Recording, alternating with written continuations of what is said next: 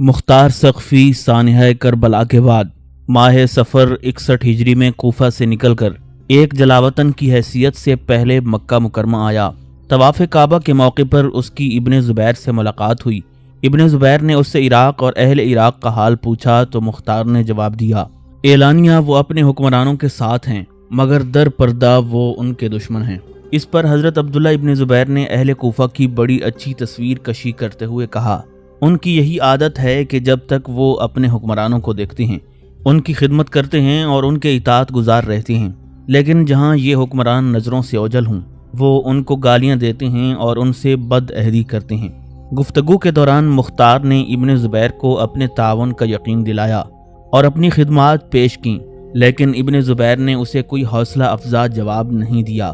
ہو سکتا ہے اس کی وجہ یہ رہی ہو کہ ایک تو ابھی تک ان کی بیعت کا معاملہ خفیہ تھا، دوسرے مختار اہل بیت کے حامی کے طور پر ابھر کر سامنے آیا تھا اور خاندان زبیر اور خاندان علی کے درمیان سخت ناچاقی اور اختلافات تھے۔ مکہ سے مختار طائف چلا گیا جہاں وہ 1 سال تک مقیم رہا۔ اس عرصے میں وہ اسلامی دنیا کے سیاسی معاملات پر غور و فکر کرتا رہا۔ وہ یقیناً کوئی ایسا پروگرام بنانا چاہتا تھا جس سے عبید اللہ ابن زیاد کے دانت کھٹے کر سکے۔ اس نے اسی لیے ابن زبیر کو اپنی خدمات پیش کی تھیں مگر وہاں معاملہ نہ بن سکا۔ تاہم حضرت عبداللہ ابن زبیر کے علاوہ اس وقت کوئی ایسا شخص نظر نہیں آتا تھا جو بنو امیہ اور اہل شام کو مزہ چکھا سکے، لہٰذا اس نے یہ طے کر لیا کہ فی الحال وہ ابن زبیر کی مخالفت نہیں کرے گا۔ طائف ایک پرسکون شہر تھا، سیاسی طور پر متحرک بھی نہیں تھا۔ اس وقت سیاسی طور پر فعال صوبوں میں ایک تو شام خصوصاً دمشق تھا، دوسرے عراق خصوصاً کوفہ اور تیسرے حجاز خصوصاً مکہ جہاں ابن زبیر کی تحریک جاری تھی، لہٰذا طائف کے قیام کے دوران وہ بڑے سکون سے مستقبل کے لیے لائحہ عمل تیار کرتا رہا۔ اس زمانے میں وہ اکثر ایک کاہن کی شان سے کہا کرتا، میں ظالموں کو برباد کرنے والا ہوں۔ بعد میں جب اس بات کی اطلاع ابن زبیر کو ہوئی تو انہوں نے کہا، اللہ تعالیٰ ضرور ظالموں کو ہلاک کرے گا اور مختار انہی میں سے ایک ہے، اللہ اس جھوٹے کو ضرور قتل کرے گا۔ 1 سال بعد مختار دوبارہ مکہ آیا تو ابن زبیر سے قصداً ملاقات نہیں کی اور خانہ کعبہ میں ان سے الگ نماز پڑھ کر بیٹھ گیا۔ کچھ پرانے شناسائی اور بعض معزز لوگ اس کے پاس آ بیٹھے۔ یہ دیکھ کر ابن زبیر نے کسی سے اس کی بے التفاتی کی شکایت کی۔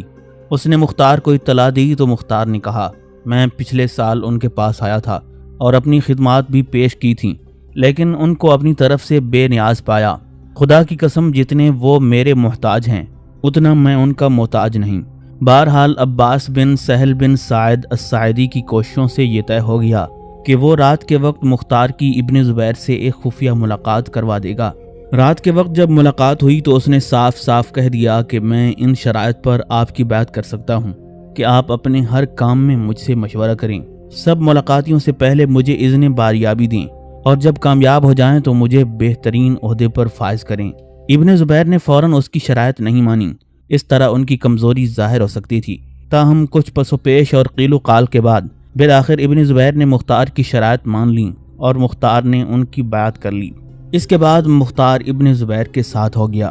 اس وقت اسلامی دنیا کی سیاسی صورتحال یہ تھی کہ یزید بن معاویہ کی خلافت تھی۔ اہل حجاز سانحہ کربلا کے بعد یزید کے اور خلاف ہو گئے تھے۔ مکہ مکرمہ میں ابن زبیر کی تحریک بڑھتی جا رہی تھی جس سے اہل مدینہ کو تقویت ملتی تھی۔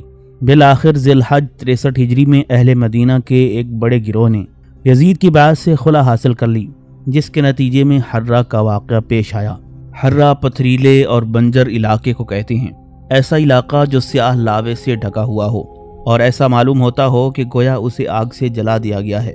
اس قسم کے حرات زمین دوز آتش فشاں پہاڑوں کی وجہ سے بن جاتے ہیں جو صحرا کے نشیب و فراز میں بار بار لاوے کی تہ جماتے رہتے ہیں۔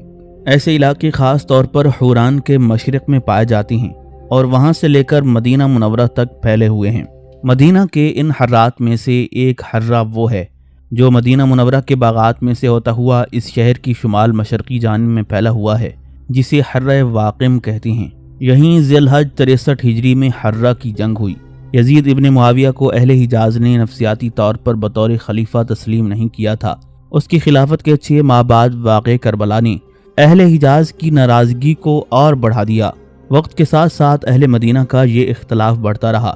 ممکن ہے کہ اس تحریک کے مذہبی پہلوؤں کی تہ میں معاشی محرکات بھی کار فرما ہوں، کیونکہ یہ بات عین ممکن ہے کہ حضرت امیر معاویہ کی مالی اصلاحات کی زد اہل مدینہ پر پڑتی تھی۔ سرکاری وظائف کا جو نظام حضرت سیدنا عمر فاروق رضی اللہ تعالیٰ عنہ نے قائم کیا تھا، حضرت امیر معاویہ نے اس کی تنظیم نو کی۔ اس کے متعلق حضرت امیر معاویہ نے تجویز کیا تھا کہ سرکاری وظائف کے نظام کو اس اصول پر قائم کیا جائے کہ وظائف لازمی طور پر خدمات کا صلہ ہونے چاہئیں، بالخصوص ان فوجی خدمات کا جو حکومت کے لیے سر انجام دی گئی ہوں، جبکہ حجاز میں متعدد وظائف پانے والے افراد اور خاندان جن کی صحیح تعداد متعین کرنا مشکل ہے، آباء و اجداد کے ورثے کی حیثیت سے وظیفے لے رہے تھے، لیکن مذکورہ مالی اصلاحات کی وجہ سے ان کے وظیفے بند ہو گئے۔ اس وقت مدینہ منورہ کا گورنر عثمان بن محمد بن ابی سفیان، جو یزید کا چچا زاد بھائی تھا، جسے یزید نے 62 ہجری کے آخر اور 63 ہجری کے آغاز میں مدینہ منورہ کا والی مقرر کیا تھا، ایک نوجوان اور ناتجربہ کار شخص تھا، اس لیے مدینہ کی بگڑتی ہوئی صورتحال پر قابو نہیں پا سکتا تھا۔ تاہم اصلاح احوال کے لیے اس نے اہل مدینہ کو بات چیت کے لیے بلایا اور ایک وفد جس کی قیادت حضرت عبداللہ ابن حنظلہ رضی اللہ تعالیٰ عنہ کر رہے تھے، یزید سے ملاقات کے لیے شام بھیجا۔ اس موقع پر یزید نے ان کی دلجوئی کے لیے انہیں بیش قرار تحائف سے نوازا۔ ان افراد نے تحائف تو قبول کر لیے، مگر حجاز پہنچ کر انہوں نے خلیفہ کی طرز زندگی کے خلاف ایسی باتیں کیں جس سے اہل مدینہ میں اور بد دلی پھیل گئی۔ اس وفد میں عبداللہ بن عمرو مخزومی، منذر بن زبیر بن عوام، معقل بن سنان اور دیگر اشراف مدینہ تھے۔ حجاز کی غیر تسلی بخش صورتحال کو دیکھتے ہوئے اور پہلے وفد کی ناکامی کو محسوس کرتے ہوئے یزید نے ایک قدم یہ اٹھایا کہ اس نے ایک تحقیقاتی اور مصالحاتی کمیشن 62 ہجری میں حضرت نعمان بن بشیر کی سرکردگی میں پہلے مدینہ اور پھر مکہ کی طرف روانہ کیا، لیکن یہ وفد بھی امن بحال کرنے کی کوشش میں ناکام رہا۔ حضرت نعمان بن بشیر انصاری رضی اللہ تعالیٰ عنہ، جو مختار ثقفی کے سسر تھے، خود اہل مدینہ میں سے تھے۔ انہوں نے ازراہ خیر خواہی اہل مدینہ کو بہت سمجھایا کہ فتنہ اور تفرقہ سے پرہیز کرو، جماعت کا ساتھ چھوڑ کر اپنے دین و دنیا کو مت بگاڑو۔ اہل شام کا مقابلہ کرنے کی تم میں طاقت نہیں ہے، لیکن ان کے پند و نصائح کا کوئی خاطر خواہ فائدہ نہ ہوا تو وہ واپس چلے گئے۔ امام طبری اس ضمن میں یہ واقعہ لکھتا ہے کہ حضرت نعمان بن بشیر جب اہل مدینہ کو اطاعت امیر کی تلقین کر رہے تھے تو عبداللہ بن مطیع ادوی نے کہا، اے نعمان، کیوں ہماری جماعت کو متفرق کرتا ہے، اور خدا نے ہمارا جو کام بنا دیا ہے اسے کیوں بگاڑتا ہے؟ اس پر نعمان نے جواب دیا، مجھے تو ایسا لگتا ہے کہ اگر وہ آفت آ گئی جس میں تم اپنی قوم کو مبتلا کر رہے ہو اور موت کا بازار دونوں طرف گرم ہو گیا تو تم خود کو تو اپنے خچر پر سوار ہو کر اس کے منہ پر کوڑے مارتے ہوئے مکہ کی طرف بھاگ جاؤ گے، اور یہ بیچارے انصار اس مصیبت میں مبتلا ہوں گے کہ گلیوں میں، مسجدوں میں اور اپنے گھروں کے دروازوں پر قتل کیے جائیں گے۔ پھر حالات نے ان واقعات کو بالکل اسی طرز پر درست ثابت کر دیا، یعنی جنگ میں شکست کے بعد عبداللہ ابن مطیع ادوی مکہ کی طرف فرار ہو گئے اور انصار بے دریغ قتل کیے گئے۔ سن 63 ہجری کے آغاز میں جب خلیفہ کی مملوکہ اراضی کی فصلوں کی کٹائی کی نگرانی کے لیے ایک مولا آیا تو اہل مدینہ کو کھل کر اختلاف کرنے کا موقع مل گیا۔ اس موقع پر مسجد نبوی میں ایک واقعہ پیش آیا جو اسلام سے پہلے کی رسوم کی یاد تازہ کرتا ہے۔ اختلاف کرنے والوں نے اپنے جوتے، پگڑیاں اور ٹوپیاں اتار کر صحن مسجد میں ڈھیر لگا دیا۔ اس سے یہ ظاہر کرنا مقصود تھا کہ وہ خلیفہ کو اس کے اقتدار سے اس طرح محروم کر رہی ہیں جس طرح انہوں نے یہ ملبوسات اتار پھینکے ہیں۔ یزید کو برطرف کرنے کی غرض سے انہوں نے عبداللہ بن حنظلہ بن ابی عامر کو اپنا امیر نامزد کرنے کے بعد مجلس ختم کر دی، مگر مہاجرین اس انتخاب سے مطمئن نہیں تھے، اس لیے انہوں نے بھی عبداللہ بن مطیع العدوی کو قریش اور ان کے موالی کا امیر بنایا، اور غیر قریشی مہاجرین نے معقل بن سنان الاشجعی کو اپنا امیر نامزد کیا۔ یہاں یہ بات انتہائی قابل ذکر ہے کہ یزید کی بیعت سے خلا کے معاملے میں اہل مدینہ متحد نہیں تھے، بلکہ وہ دو گروہ میں بٹ گئے تھے۔ ایک وہ جو یزید کی بیعت خلافت سے خلا کرنا چاہتے تھے اور شامی فوج سے جنگ کرنے کو تیار تھے، جبکہ دوسرا گروہ وہ تھا جو بیعت سے خلا کا قائل نہیں تھا اور نہ ہی مدینہ میں کشت و خون چاہتا تھا۔ اس دوسرے گروہ میں کئی صحابہ کرام تھے جو اس موقع پر روپوش ہو گئے۔ اس کے علاوہ حضرت عبداللہ ابن عمر، علی بن حسین، امام زین العابدین علیہ السلام اور محمد ابن حنفیہ بھی شامل تھے۔ محمد ابن حنفیہ کے بارے میں حافظ ابن کثیر نے البدایہ والنہایہ میں نقل کیا ہے کہ فتنہ حرہ کے موقع پر عبداللہ بن مطیع اور ان کے ساتھی ابن حنفیہ کے پاس گئے اور ان سے کہا، یزید شراب پیتا ہے، نماز چھوڑ دیتا ہے اور کتاب اللہ کے احکام سے تجاوز کرتا ہے۔ اس کے جواب میں محمد ابن حنفیہ نے فرمایا، میں اس کے پاس گیا ہوں اور ٹھہرا ہوں، میں نے اس کو نماز کا پابند اور خیر کا طالب پایا، اس سے فقہ کے مسائل پوچھے جاتے ہیں اور وہ سنت کا پابند ہے۔ انہوں نے کہا کہ یزید نے آپ کے سامنے دکھاوے کے لیے ایسا کیا ہوگا۔ حضرت محمد ابن حنفیہ نے فرمایا، آخر اسے مجھ سے کون سا خوف یا کون سی امید تھی، اور کیا اس نے تمہیں خود بتایا ہے تو تم بھی اس کے شریک ہو گئے، اور اگر اس نے تمہیں نہیں بتایا تو تمہارے لیے یہ جائز نہیں کہ تم بغیر علم کے شہادت دو۔ انہوں نے کہا کہ اگرچہ ہم نے دیکھا نہیں لیکن ہم اس خبر کو سچ سمجھتے ہیں۔ ابن حنفیہ نے فرمایا، اللہ نے شہادت دینے والوں کے لیے ایسی بات کو جائز قرار نہیں دیا، لہٰذا مجھے تمہارے معاملے سے کوئی تعلق نہیں ہے۔ انہوں نے کہا، شاید آپ اس بات کو پسند نہیں کرتے کہ یزید کے خلاف بغاوت کی سرداری آپ کے سوا کسی اور کو ملے، لہٰذا ہم آپ ہی کو اپنا سردار بنا لیتے ہیں۔ محمد ابن حنفیہ نے جواباً کہا، میں قتال کو نہ تابع ہو کر حلال سمجھتا ہوں اور نہ ہی قائد بن کر۔ الغرض بنو عبد المطلب یعنی ابو طالب کے خاندان نے ان اختلاف کنندگان کے ساتھ شمولیت اختیار نہیں کی، اور جب ہنگامہ برپا ہوا اور جنگ ہوئی تب بھی یہ لوگ علیحدہ رہے۔ جو جا سکتے تھے وہ شہر مدینہ کو چھوڑ کر نواح میں چلے گئے۔ چنانچہ اس معاملے سے حضرت امام زین العابدین علیہ السلام اور محمد ابن حنفیہ کے علاوہ حضرت عبداللہ ابن عمر رضی اللہ تعالیٰ عنہ بھی اہل مدینہ سے علیحدہ رہے۔ فسخ بیعت کے واقعے کے بعد اہل مدینہ کا رویہ بنو امیہ کے خلاف سخت جارحانہ ہو گیا، یہاں تک کہ مدینہ میں موجود تمام امویوں کو مروان بن حکم کے گھر میں پناہ لینی پڑی۔ دار مروان میں پناہ لینے والوں کی تعداد تقریباً 1000 تھی، اور اس میں حضرت عثمان ابن عفان رضی اللہ تعالیٰ عنہ کے بیٹے عمرو اور بیٹی عائشہ بھی شامل تھے۔ اس پریشانی کے وقت میں مروان بن حکم گویا ان کا سردار تھا۔ عامل مدینہ عثمان بن محمد بن ابی سفیان بھی دار مروان میں موجود تھا، مگر کم عمر اور کمزور رائے کا مالک تھا۔ یہ نہیں کہا جا سکتا کہ اہل مدینہ نے ان کا محاصرہ کر رکھا تھا، کیونکہ تاریخ کے واقعات سے ان امویوں کی آزادانہ آمد و رفت ثابت ہے۔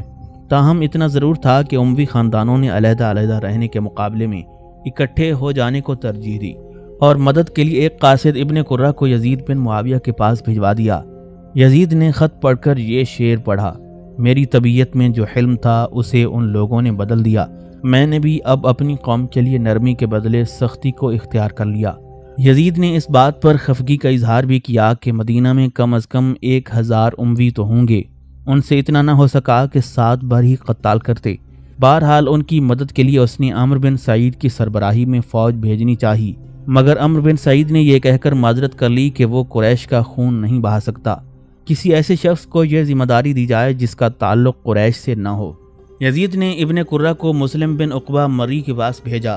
مسلم نہایت بوڑھا اور مریض تھا۔ اس نے قاصد سے مدینہ کے حالات پوچھے اور وہی بات کہی جو یزید نے کی تھی کہ ان 1000 لوگوں سے اتنا نہ ہو سکا کہ 7 بار ہی قتال کر دے۔ وہ یزید کے پاس آیا اور انہی خیالات کا اظہار کیا۔ اس نے کہا، امیر المومنین، یہ بہت ذلیل لوگ ہیں، ان کی مدد کرنے کی کوئی ضرورت نہیں، ان سے اتنا بھی نہ ہو سکا کہ ایک دن یا ایک پہر یا ایک ساتھ ہی قتال کرتے۔ اپنی قومی سلطنت کے دفاع کے لیے انہیں خود ہی اپنے دشمن سے لڑنے دیجیے، پھر آپ کو بھی تو معلوم ہو کہ ان میں سے کون کون آپ کی طرف سے قتال کر سکتا ہے اور ثابت قدم رہتا ہے، اور کون ہے جو سر جھکا دیتا ہے۔ تاہم یزید نے مسلم کو فوج لے جانے پر آمادہ کیا۔ دوسری طرف اس نے عبیداللہ ابن زیاد کو بھی ہدایت کی کہ وہ اپنی فوج لے کر مدینہ منورہ روانہ ہو جائے۔ ابن زیاد نے اس کی حکم کی تعمیل نہ کی اور بدستور اپنی جگہ ٹھہرا رہا۔ ادھر یزید نے مسلم کو 12000 کی فوج مہیا کی، فوجیوں کو ان کا پورا وظیفہ دے دیا۔ اس کے علاوہ ہر فوجی کو 100 دینار بطور اعانت دیے گئے۔ اس نے مسلم کو ہدایت کی کہ تمہارے بعد لشکر کا رئیس حسین بن نمیر السکونی ہوگا۔ مدینہ پہنچ کر اہل مدینہ کو 3 دن تک مہلت دینا اور اپنی اطاعت قبول کر لینے کا موقع دینا۔ اگر مان جائیں تو تعرض نہ کرنا، نہ مانیں تو قتال کرنا، یہاں تک کہ تم ان پر غالب آ جاؤ۔ غلبے کے بعد 3 دن تک مدینہ کا مال، غلہ اور اسلحہ سب اہل لشکر کا ہے۔ 3 دن کے بعد اہل مدینہ کی کوئی چیز نہ لینا۔ امام زین العابدین علیہ السلام سے رعایت کرنا، ان کے ساتھ نیکی اور احسان سے پیش آنا، کیونکہ اس مخالفت میں وہ اہل مدینہ کے ساتھ نہیں ہیں۔ میرے پاس ان کا خط آیا تھا۔ مسلم بن عقبہ کا تعلق بنو مرہ کے قبیلے سے تھا اور سفیانی خلفاء کے اساکر کا ایک مشہور سردار تھا۔ ہجرت سے پہلے پیدا ہوا۔ اس کی ابتدائی زندگی کے بارے میں معلومات کم ہیں، تاہم اس بات کا امکان ہے کہ شام جانے والے ابتدائی فاتحین کے ساتھ ہی یہ وہاں جا کر آباد ہو گیا تھا۔ حضرت امیر معاویہ کا دست راس رہا۔ وہ شام کی پیادہ فوج کے ایک پورے ڈویژن کے قائد کی حیثیت سے جنگ صفین میں شامل ہوا، تاہم دومت الجندل کے نخلستان کو حضرت علی رضی اللہ تعالیٰ عنہ سے چھین لینے کی کوشش میں وہ بہرحال ناکام رہا۔ حضرت امیر معاویہ رضی اللہ تعالیٰ عنہ نے اپنے دور خلافت میں اسے فلسطین کے خراج کا کاروبار سنبھالنے کے لیے مقرر کیا تھا۔ ان دنوں فلسطین بہت آمدنی والا صوبہ تھا۔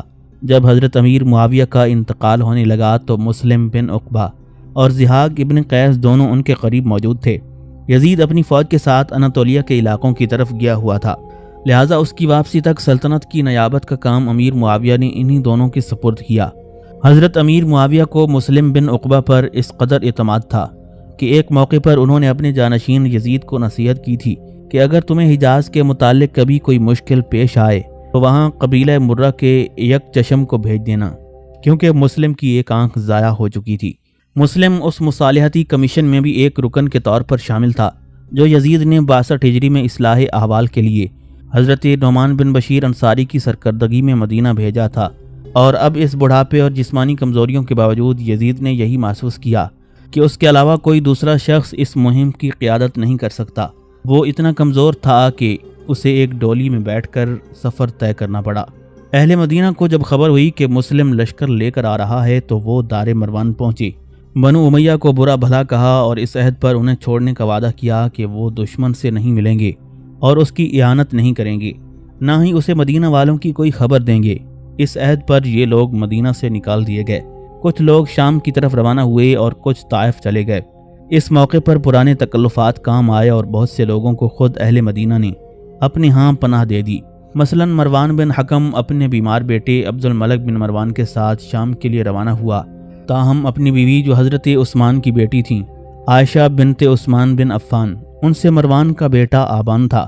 اسے پہلے تو حضرت عبداللہ ابن عمر رضی اللہ تعالیٰ عنہ کے پاس چھوڑنا چاہا، وہ راضی نہ ہوئے تو حضرت امام زین العابدین علیہ السلام سے درخواست کی کہ مجھے تم سے قرابت ہے، میرے اہل بیت تمہارے اہل بیت کے ساتھ رہیں گے، تو سیدنا امام زین العابدین علیہ السلام نے منظور کر لیا اور اپنے رشتہ داروں کے ساتھ عائشہ بنت عثمان اور غالباً ان کے بیٹے کو بھی لے کر ینبع کی طرف چلے گئے۔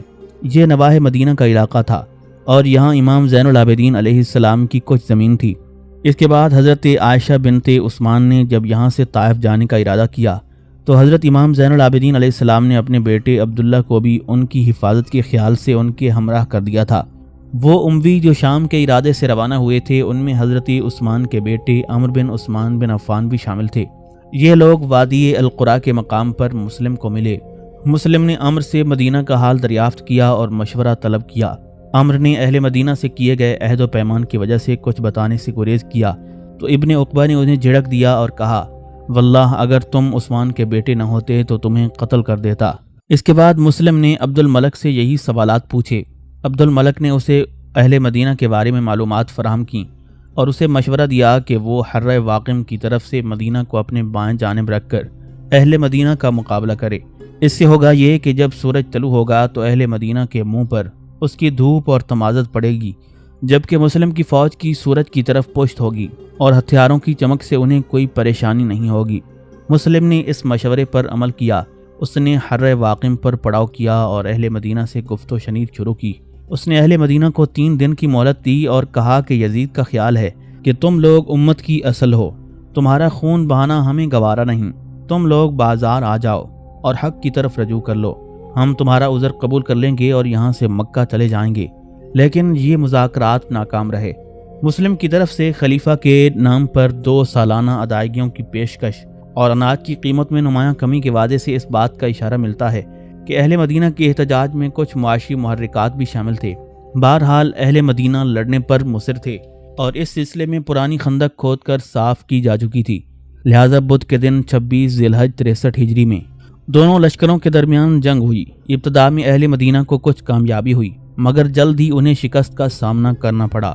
بہت سے رؤساء اور اشراف مدینہ مارے گئے، ان میں حضرت فضل بن عباس، حضرت عبداللہ بن حنظلہ غسیل الملائکہ، یہ اہل مدینہ کے سالار لشکر تھے۔ حضرت عبداللہ بن حنظلہ رضی اللہ تعالیٰ عنہ کے کئی بیٹے اور محمد بن حزم انصاری وغیرہ شامل تھے۔ محمد بن حزم انصاری کی لاش کے پاس سے جب مروان بن حکم کا گزر ہوا تو اسے بہت افسوس ہوا اور اس نے لاش کو مخاطب کر کے کہا، خدا تم پر رحم کرے، میں نے کتنے ہی رکنوں کے پاس تمہیں طویل نمازیں پڑھتے ہوئے دیکھا ہے۔ عبد الملک بن مروان اور مروان بن حکم اس جنگ اور جنگ کے بعد کی صورتحال سے خوش نہیں تھے۔ مسلم نے 3 دن کے لیے مدینہ شامی افواج کے لیے مباح کر دیا تھا۔ وہ خود قباء میں مقیم ہوا اور لوگوں سے یزید کے لیے بیعت لیتا رہا۔ اس موقع پر مروان مسلسل اس کے ساتھ رہا اور بہت سے لوگوں کی سفارش کر کے انہیں مسلم کی غضب سے بچاتا رہا۔ وہ مسلم کی سختیوں پر سخت احتجاج کرتا، یہاں تک کہ 2 مرتبہ مسلم نے برا فروختہ ہو کر مروان کو قتل کر دینے کی دھمکی دی۔ ایک بار مسلم کے کہنے پر اس کے ایک سپاہی نے مروان پر حملہ کر دیا، جبکہ وہ مسلم سے یزید بن وہب کی جان بخشی کی سفارش کر رہا تھا۔ مسلم نے پہلے معقل بن سنان جو کہ جنگ حرہ میں ایک سالار تھے اسے امان دی، مگر بعد میں یہ کہہ کر قتل کروا دیا کہ جب تم یزید سے ملاقات کر کے نکلے تھے تو مقام تبریہ میں میری تم سے ملاقات ہو چکی ہے۔ اس وقت میں نے تمہیں یہ کہتے ہوئے سنا تھا کہ مہینے بھر کا ہم نے سفر کیا اور یزید نے خالی ہاتھ لوٹا دیا، اب ہم مدینہ جا کر اس فاسق کو خلافت سے معزول کر دیں گے۔ میں نے اس وقت یہ قسم کھائی تھی کہ اگر کسی موقع پر تم پر غلبہ پاؤں گا تو ضرور تم کو قتل کروں گا۔ اس قتل پر بھی مروان نے سخت احتجاج کیا۔ اس موقع پر عبداللہ بن مطیع العدوی، منذر بن زبیر اور کئی قریش مکہ فرار ہو گئے۔ اکابر صحابہ کرام میں سے ایک جماعت روپوش ہو گئی، جن میں حضرت جابر بن عبداللہ اور حضرت ابو سعید خدری رضی اللہ تعالیٰ عنہ بھی شامل تھے۔ چند دن مسلم نے مخالفین کے ان چیدہ رہنماؤں کے خلاف مقدمات کی سماعت میں گزارے جو اس کے ہتھے چڑھ گئے تھے۔ پھر اس نے شہر میں امن و امان قائم کیا اور یہاں کا انتظام روح بن زمبا کے سپرد کر کے خود غلبہ مرض کے باوجود مکہ کی طرف بڑھا تاکہ وہاں پہنچ کر حضرت عبداللہ ابن زبیر سے عہدہ برا ہو، جنہوں نے وہاں بنو امیہ کے مقابلے میں ایک متوازن خلافت قائم کر رکھی تھی۔ تاہم مشلل پہنچ کر وہ ایسا بیمار پڑا کہ اسے رکنا پڑا۔ یزید کی ہدایت کے مطابق اس نے حسین بن نمیر کو فوج کا سالار بنا دیا۔ وہ یہیں فوت ہوا اور اس کا مدفن بھی یہیں ہے، جس پر راہ رو مدتوں سنگ باری کرتے رہے۔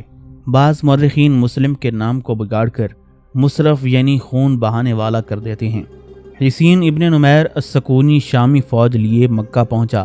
یہ وہی شخص تھا جس نے کربلا کے میدان میں حضرت امام حسین علیہ السلام پر اس وقت پتھر پھینکا تھا جب امام علی مقام پانی پی رہے تھے۔ حسین 26 محرم 64 ہجری کو مکہ مکرمہ پہنچا اور اہل مکہ کو یزید کی بیعت کے لیے طلب کیا۔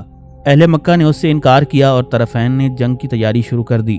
اہل مکہ حضرت عبداللہ ابن زبیر کے ہاتھ پر بیعت کر چکے تھے، وہ لوگ بھی ان کے قریب جمع ہو گئے جو واقع حرہ کے بعد مدینہ سے بھاگ کر آئے تھے۔ پہلی ہی جھڑپ میں منذر بن زبیر اور ابن زبیر کے کئی اصحاب شہید ہو گئے۔ اس کے بعد محرم کے باقی ایام اور سفر کا پورا مہینہ دونوں لشکروں کے درمیان جدال و قتال جاری رہا۔ بالآخر فیصلہ کن مارکے کے لیے 3 ربیع الاول کو حسین نے جبل ابو قبیس پر ایک منجنیق نصب کروا دی اور خانہ کعبہ پر پتھر برسائے، جس سے خانہ کعبہ کو بھی نقصان پہنچا۔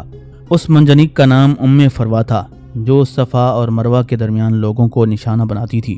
یہ محاصرہ 64 دن تک جاری رہا، یعنی 26 محرم 64 ہجری سے لے کر 14 ربیع الاول 64 ہجری تک۔ جب یزید کے انتقال کی خبر مکہ پہنچی تو حسین ابن نمیر سکونی کو محاصرہ اٹھا لینا پڑا۔ اس سے پہلے اس نے ابن زبیر کو اس بات کی پیشکش کی کہ اگر وہ شام چلنے پر رضامند ہو جائیں تو وہ ان کے ہاتھ پر بیعت کر لے گا اور اہل شام کو بھی آمادہ کر لے گا، لیکن ابن زبیر جن کو اپنی کامیابی کا اب بہت زیادہ یقین ہو گیا تھا، انہوں نے اس پیشکش کو ٹھکرا دیا اور یہ شامی فوج مکہ کا محاصرہ اٹھا کر مدینہ ہوتی ہوئی شام چلی گئی۔ مکہ کے اس محاصرے میں مختار ابن زبیر کے ساتھ شریک قتال تھا۔ یوں تو اس نے ہر مارکے میں شجاعت و جسارت کا مظاہرہ کیا، لیکن جس دن خانہ کعبہ میں آگ لگائی گئی تو اس دن وہ خصوصیت کے ساتھ بڑی بہادری اور سوجھ بوجھ سے لڑا اور کئی موقعوں پر دشمنوں کے چھکے چھڑا دیے۔ ابھی جنگ جاری تھی کہ یزید کا انتقال ہو گیا اور جنگ سرد پڑ گئی۔ یزید کا انتقال 14 ربیع الاول 64 ہجری کو ہوا تو اس کا بیٹا معاویہ بن یزید خلیفہ بنا، جس نے صرف 40 دن حکومت کی اور پھر خلافت سے دستبردار ہو کر گوشہ نشین ہو گیا۔